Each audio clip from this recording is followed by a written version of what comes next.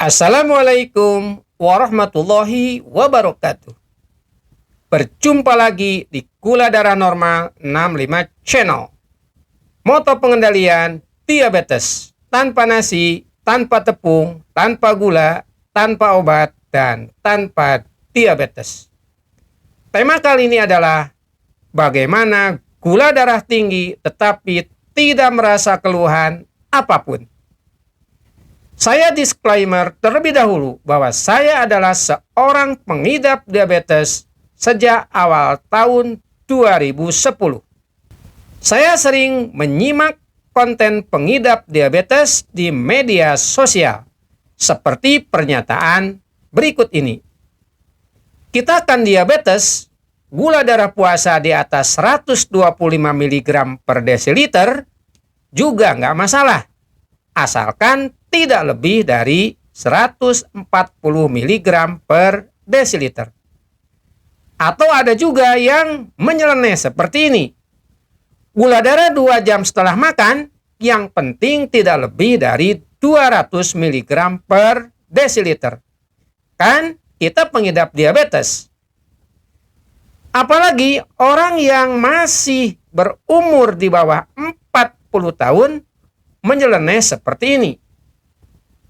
Gula darah puasa 140 mg per desiliter, kondisi tubuh baik-baik saja.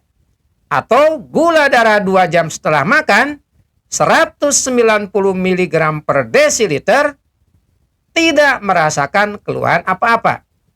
Nah, sekarang bagaimana tanggapan Anda jika terdapat pernyataan-pernyataan seperti itu? Ini hanya sharing pengalaman saya saja. Saya pernah cek gula darah di umur 35 tahun. Pada saat itu, saya lupa angka gula darahnya berapa. Hanya dokter di rumah sakit menyatakan bahwa gula darah saya sedikit lebih tinggi di atas ambang batas normal.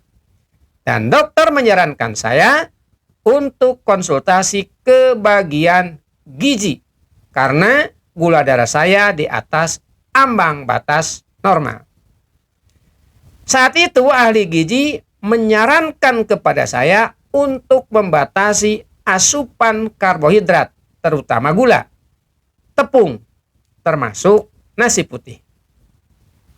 Saran dari ahli gizi sering saya abaikan.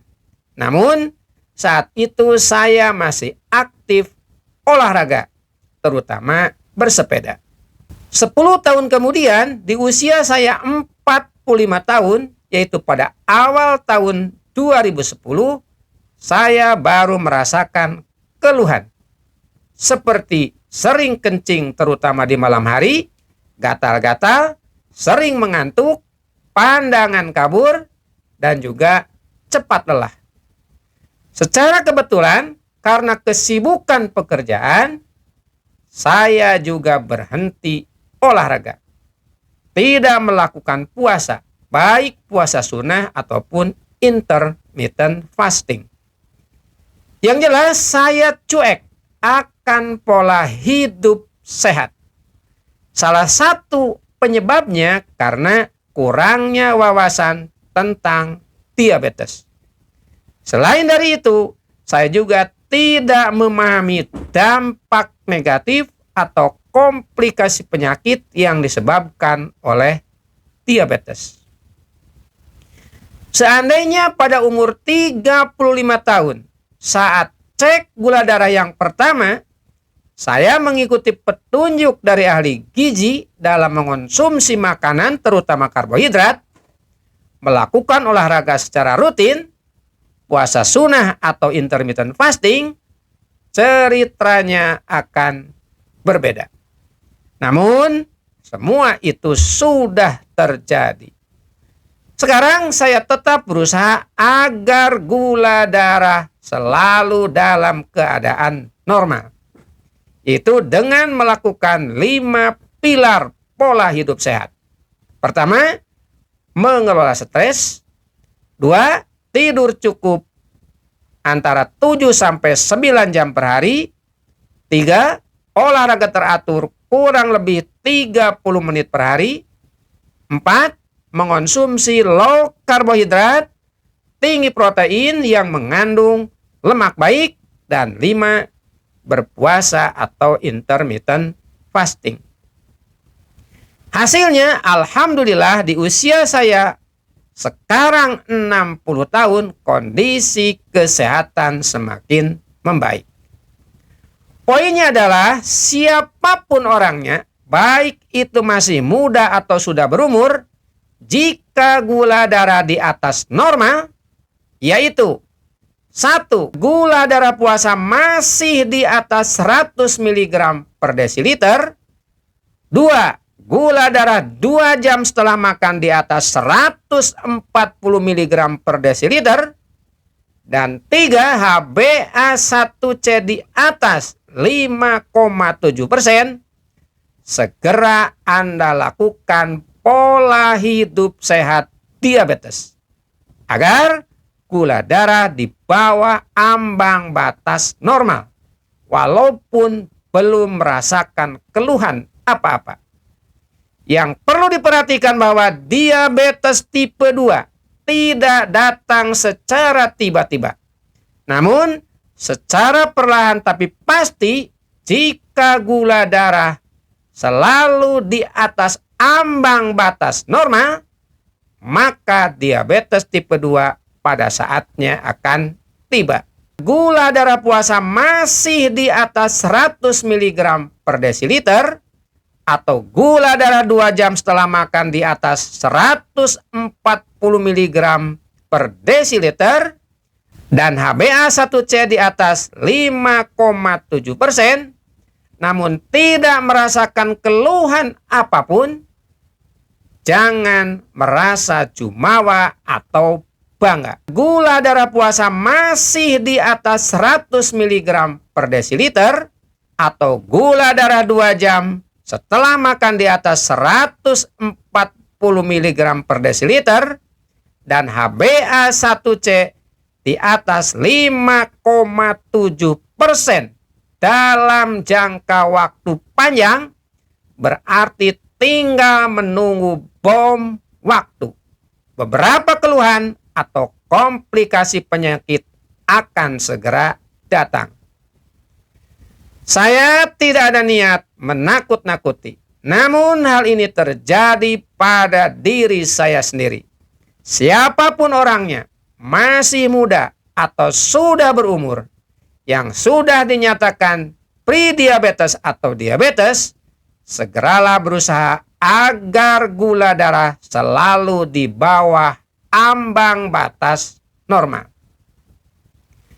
Menurut saya, merupakan suatu keharusan orang yang sudah dinyatakan prediabetes atau diabetes untuk memiliki glukometer atau alat untuk mengukur gula darah. Lakukan tes gula darah puasa, yaitu berpuasalah terlebih dahulu 10-12 jam. Kemudian cek gula darah puasa, usahakan gula darah puasa antara 70 mg per desiliter sampai 100 mg per desiliter. Setelah itu, konsumsilah makanan atau minuman yang setara dengan 75 gram gula. Setelah 2 jam, lakukanlah cek gula darah 2 jam setelah mengkonsumsi makanan dan minuman tersebut. Usahakan gula darah 2 jam setelah makan di bawah 140 mg per desiliter.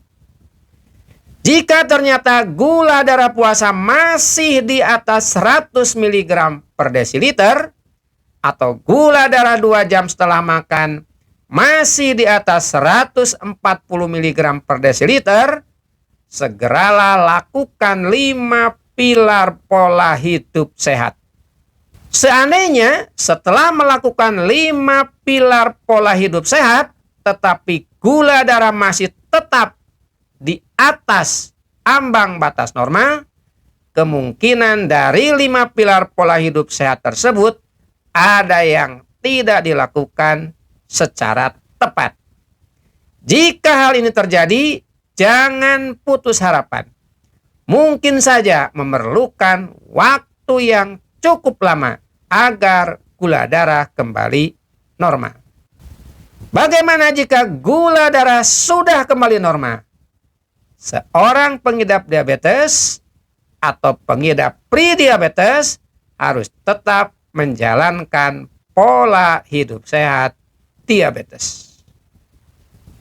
Itulah paparan yang bisa saya sampaikan, dan apabila paparan ini dirasa bermanfaat, silahkan like, share, komen, dan subscribe. Terima kasih. Salam dari Gula Darah Normal 65 Channel. Assalamualaikum warahmatullahi wabarakatuh.